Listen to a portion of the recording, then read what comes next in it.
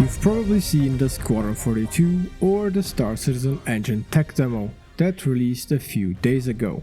You're probably impressed how good it looked and how powerful the Star engine actually is. So, if you're wondering if you should buy Star Citizen, you found the right video. Before we begin though, if you decide to get into Star Citizen during the video, make sure to sign up using the referral link in the description below, so we both get some bonus rewards. Also, keep in mind, I am not sponsored in any way and this is my own honest opinion about the game. But now, let's jump into the actual video and ask the big question. Should you buy Star Citizen? Yes, but it's not that easy, since there's a few things you should know before actually getting into it. Let's go over them so you can create your own opinion about the game. First of all, the game shines the most with the visuals.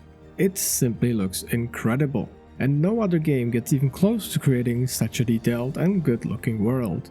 Miles ahead of space games like Starfield.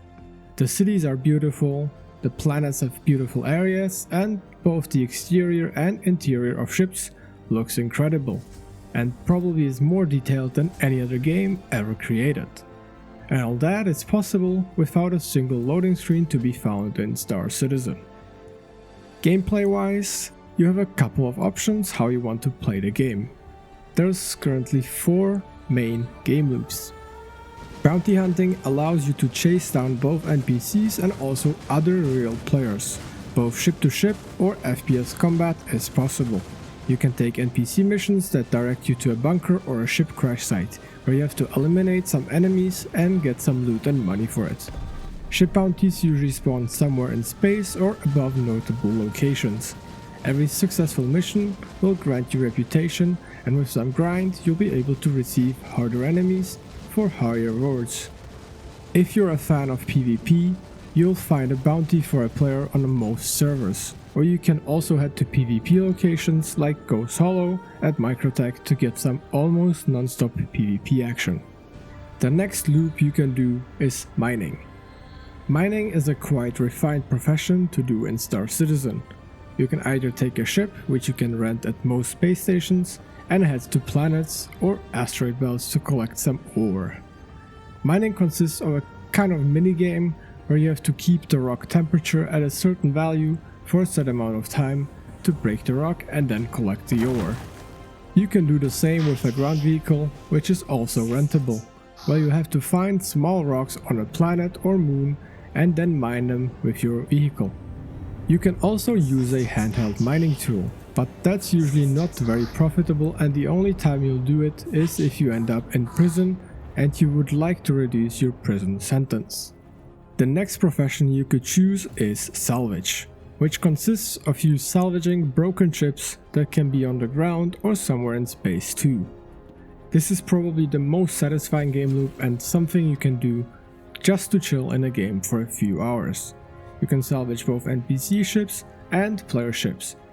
But the best way to do it is to buy salvage rights to a location and have a consistent flow of income without having to search for ships at random locations.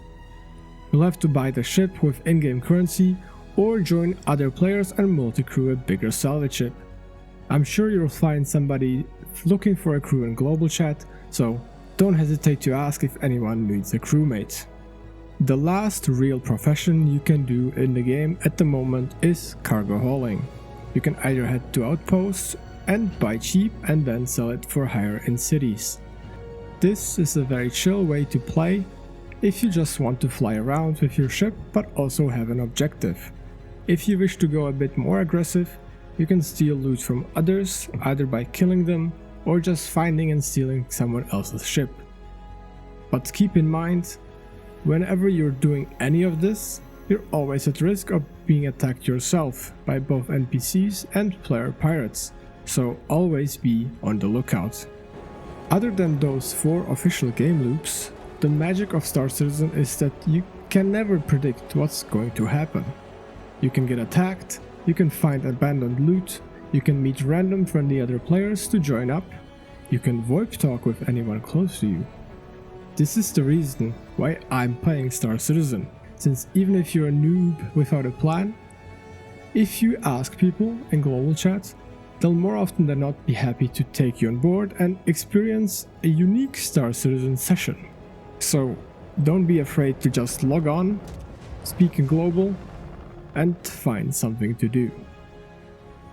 Knowing what you can do in game now, one big misconception is that you have to buy ships with real money to play the game properly, which is simply not true. Obviously you can, it's not a requirement, and doesn't make the game pay to win, as you can purchase almost every ship for in-game currency. There's absolutely no need to spend hundreds of dollars for a ship. That's mainly if people want to go the extra step and support the game development.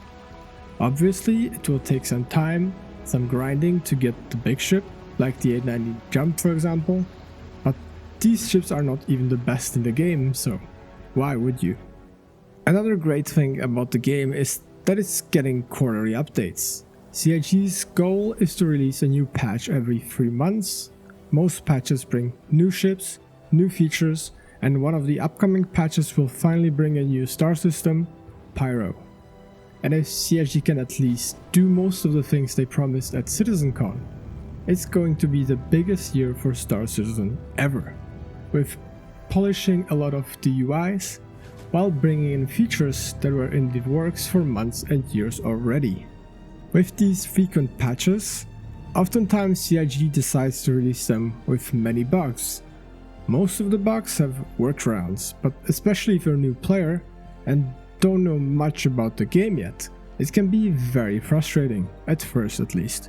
You can always ask the global chat again for any workarounds, you'll get help. But you'll have to keep in mind that those bugs will be part of the game for a while.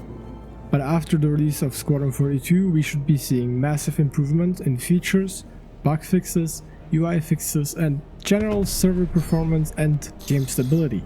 But we're not there just yet. Since the game is still an alpha, there's heavy reworks happening on the server side. Wipes can and will happen. Wipes can delete your in-game currency, reputation, and ships obtained in-game, depending on what they had to change with the database. This will happen when major patches make it into the live game, especially the server meshing and the prerequisites that will hopefully be coming next year.